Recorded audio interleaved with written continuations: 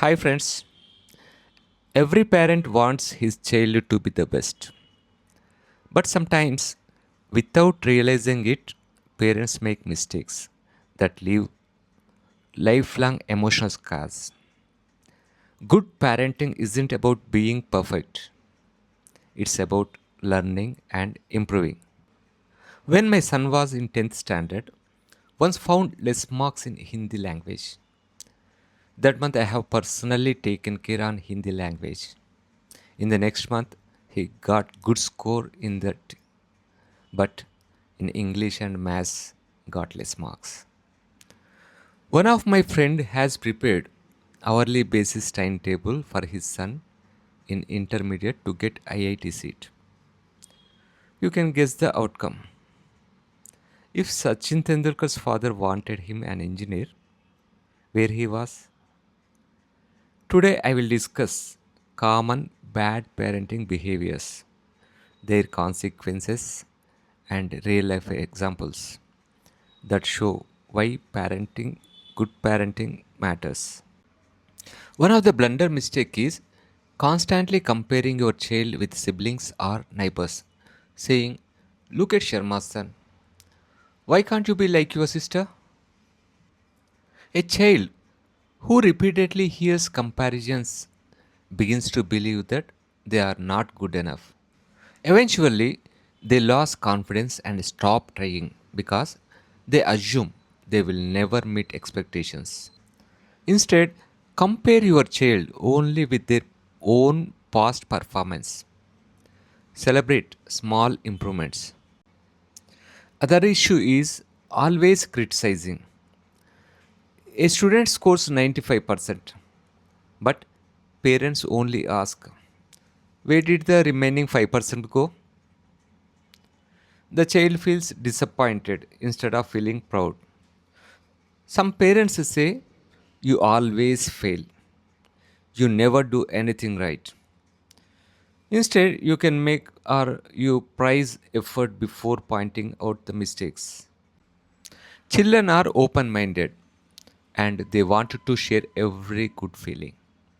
But generally, parents ignore them. Eventually, children stop sharing.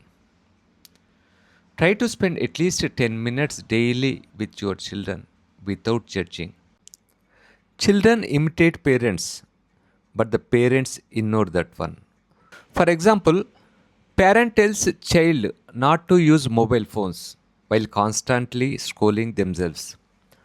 Parent tells child not to lie but lies on mobile calls. Parent tells child to respect others while shouting at neighbors. Children learn from actions but not from the lectures. Generally, parents do everything for their children. For example, packing school bags, completing homework, solving every problem in their life. When the child enters college or starts working, they struggle with simple responsibilities because they never learnt independence. So teach them responsibility gradually.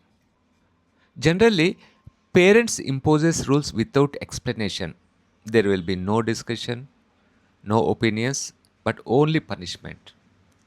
Under excessive control, children begin hiding the things instead of telling the truth. So be firm but approachable.